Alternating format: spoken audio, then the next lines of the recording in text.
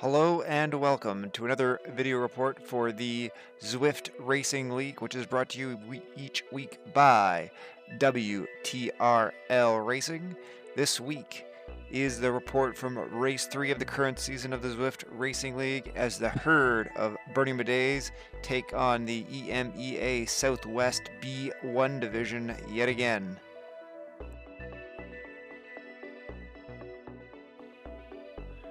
Our course this week is in the Big Apple, New York City, a trip around the park perimeter loop of Central Park. The main feature on this loop is Harlem Hill, which in real life looks something like this, which doesn't seem too bad. You know, there's just some cyclists out there for a casual Sunday ride. No problems whatsoever. However, in this race, it will be a bit of a struggle to get up each lap. In addition, there are some intermediate sprint points. Those will come at the end of the climb, and then there'll be a big sprint at the end. Before I get to the roster, I just want to say, before I list the names, that everybody on our team was an absolute superstar this week. And when I think of New York and superstars, I think of Disco and this guy.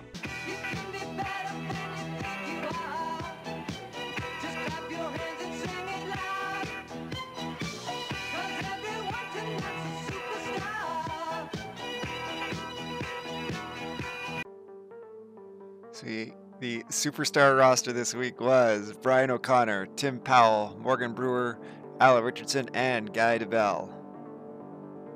And here we are at the bottom of Harlem Hill for the first time. It's kind of fun to compare this little view to the video we had before of what actual Harlem Hill looks like in real life. At this point, all the bidets are in the group. You can see I'm in the pink helmet, so you can follow along as we go. Brian O'Connor's this blue hat here.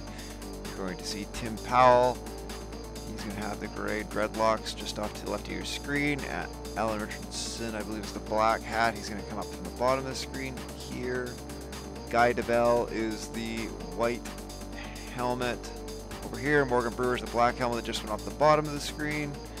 And this is the steepest bit of Harlem Hill. In our race, there wasn't too many super vicious attacks, at least at Harlem Hill, at least from my perspective. But you did have to put in a surge to stay with the group. So here we go. I've moved up a second. I'm gonna slow down though and sit in here. And we should, as we watch along, see the rest of the bidets come and hit this regroup as we go along. So we all made this first climb. You see there was Morgan and that was Tim on the left.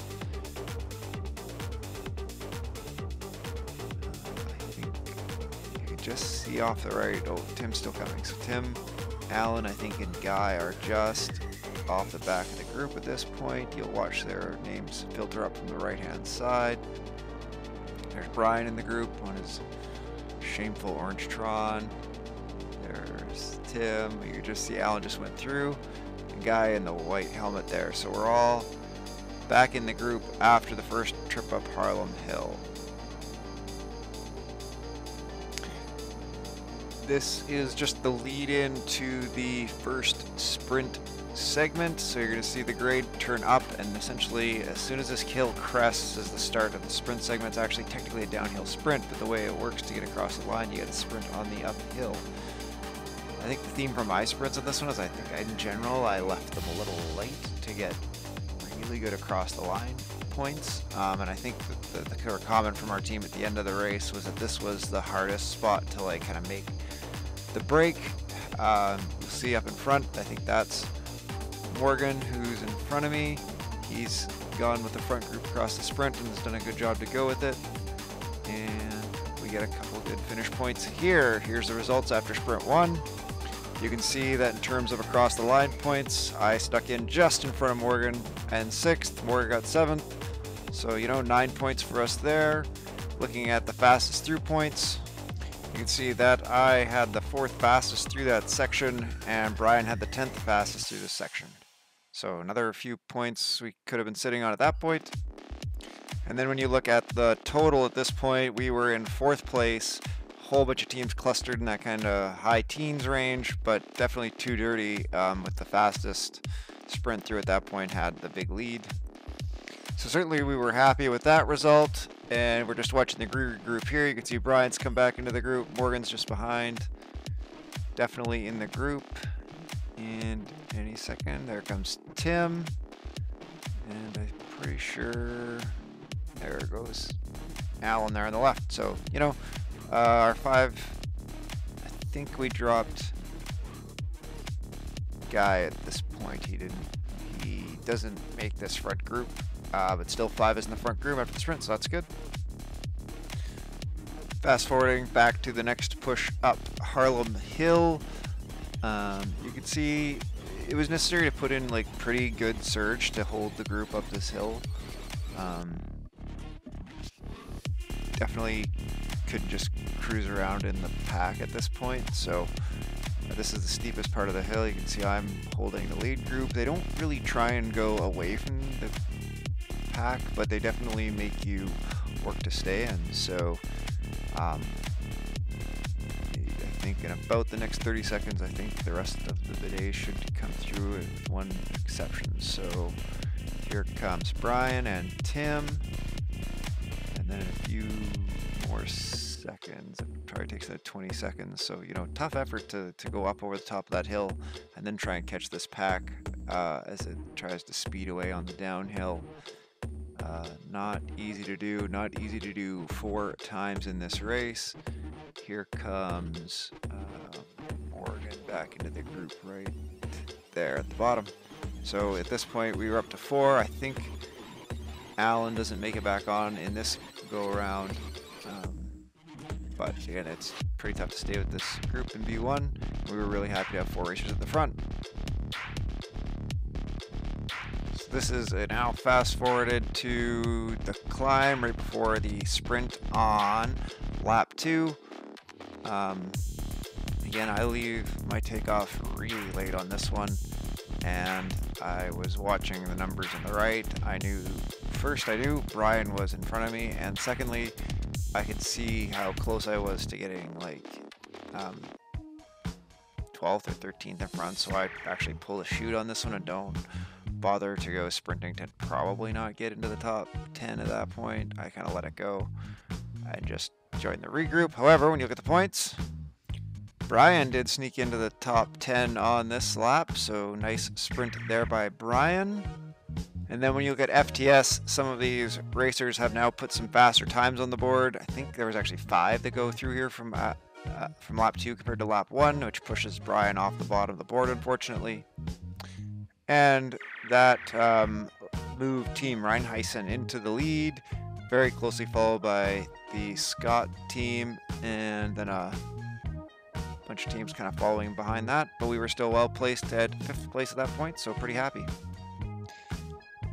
This isn't any particular interesting point of the race, other than just to give you a sense of what riding with the Bidets is like. I don't know if it was exactly here or some different point, but we were trying to make sure that Alan and Guy, who'd fallen off the front group and weren't up with us, had a group to ride behind, at which point Alan had found a group, and somebody was doing all the work, and he was going to have to buy him a pint afterwards. The discussion devolved into whether he was working hard, and I think the expression was that he was doling out his power like a Yorkshireman, at which point they felt the need to explain to me that a Yorkshireman is someone who kind of sounds something like this. Right.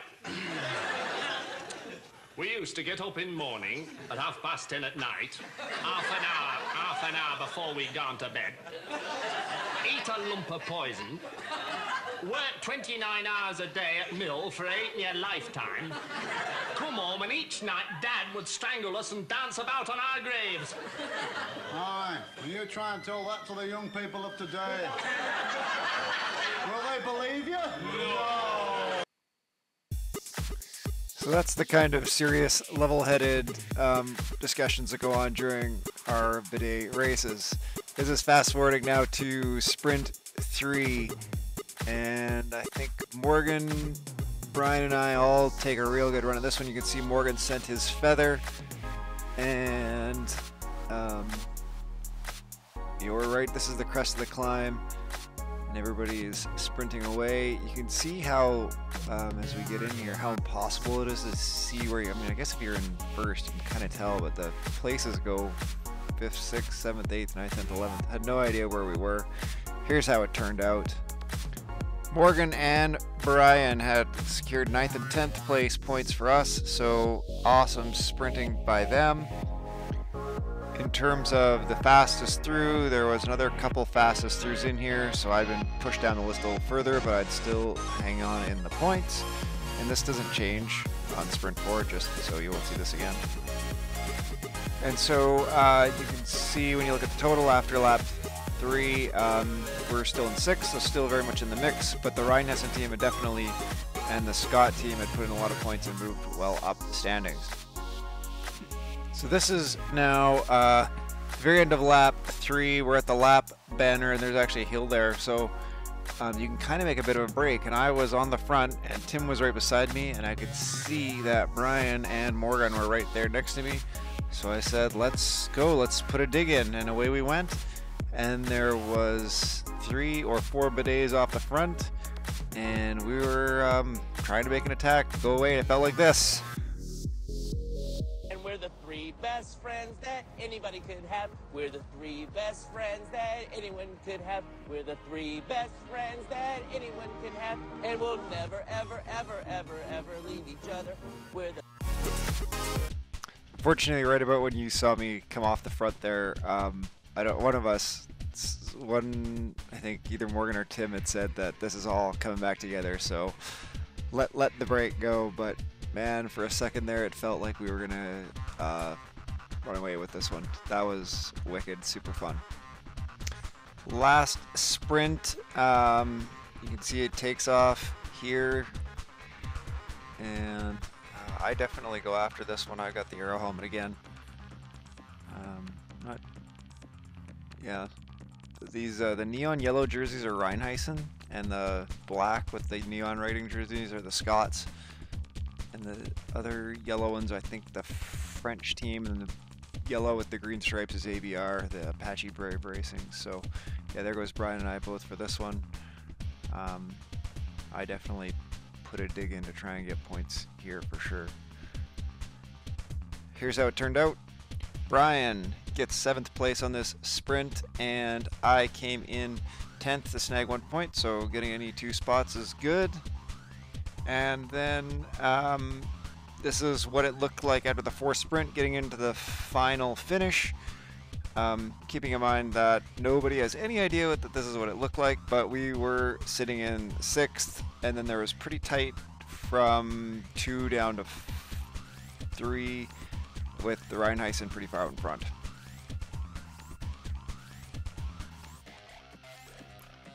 So here we go for the last kilometer into the finish. You can see that all 4 of Brian, Tim, Morgan, and myself are in this last group. Morgan might have just got a bit pushed back on the sprint, so I think he might have still been catching on a bit.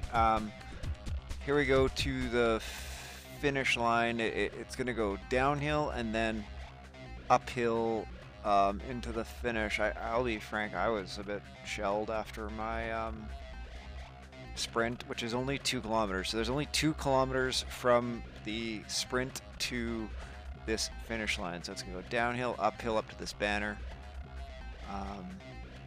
Pretty big group, so you're looking 20 plus riders coming in here.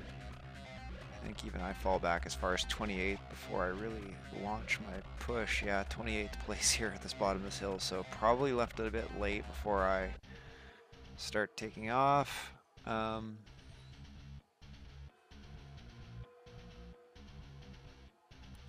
But at the end of the day, I did pass a whole bunch of riders here coming to the finish. Here are the final results. We came in 6th. Which is, you know, higher. I think we moved up a place, so that's good. And then looking at the overall table for the league. You can see we are in 8th place. We actually did give back a spot, but it's super close. 2 points separating 5th from 8th, and the tie at the top. So that's really fun. The fact that the teams are all so close has made this league really fun to race in so far. So that's it for this race report. Thanks everyone for watching, and enjoy your races.